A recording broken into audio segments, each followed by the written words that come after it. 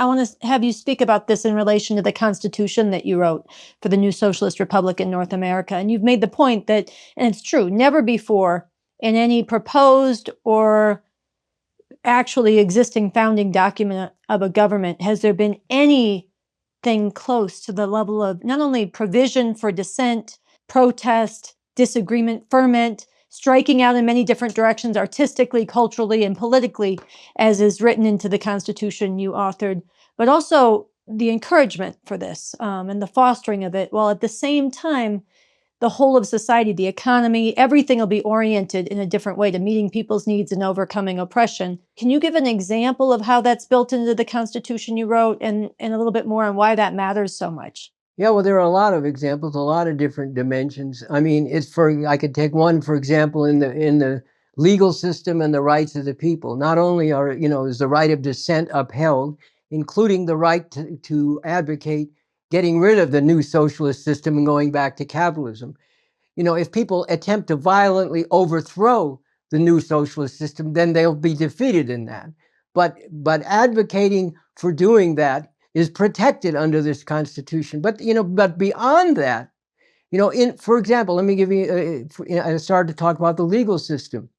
In the legal system, it establishes in the Constitution not only that there'll be institutions in the government for prosecuting crimes and criminal activity that people are accused of, but also there'll be provision for defense provided for people who are being so prosecuted, who are in an adversarial position with the government, because it's recognized that there can be contradictions, even in a socialist society, between the government and the people where the government is wrong. So that's a very important thing to be stated, directly right in the Constitution, which it is. And then it's said that the institutions that provide for defense for people who are in an adversarial position, being prosecuted or whatever by the government, that the funds for that have to be at least equal to what's provided for the prosecution, institutions that prosecute people in this situation. Now think about the people who are working as public defenders, under this system. And the idea that they would have the funds at least equal to what the resources the prosecutors have is completely unthinkable under this system. So that's just one thing. One aspect of it. You go through and even in the prisons, which, yes, there will be a need for prisons. There will be still people who commit common crimes, quote unquote, including serious ones. And there will be people who attempt to violently attack people who are who are working to carry forward the revolution, which will be criminalized, if you're violently attacking people. If people are tried through the due process, and due process is provided for extensively in this Constitution, including real emphasis on the presumption of innocence, which is a joke in this society, but real emphasis on the presumption of innocence of people accused of crimes.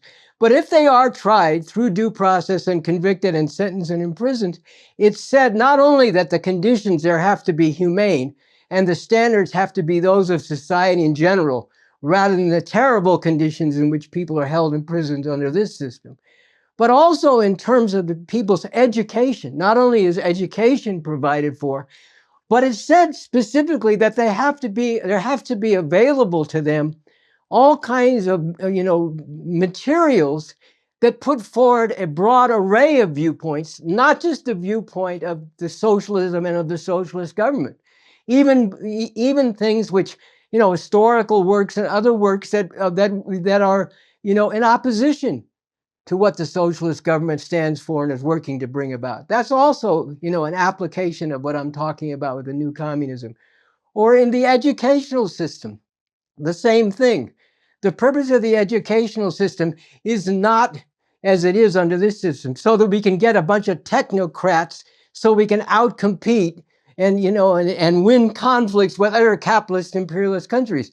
It's, as the Constitution says, to enable people to pursue the truth wherever the truth leads, on the basis of scientific curiosity and intellectual ferment. Now, I'm paraphrasing, but you go to the Constitution, you can see that basic point is right in there. Or you can go into the media and culture. In the media, it's said, that even in the government-run media, There has to be provision for people to articulate opposing views right in the government media. But beyond that, there has to be extensive funding for independent media, which are not, just tied to the line and the position of the government and may be critical of the government, even may be critical of the whole socialist system, that there has to actually be public funding to enable those people to give voice to that. And the same in the realm of culture. Not only a fostering of culture on a broad scale, but also even cultural works which do the same, which call into question not only policies at a particular time of the government, but even the whole system, the whole new system that's been brought into being and where it's attempting to go. Why?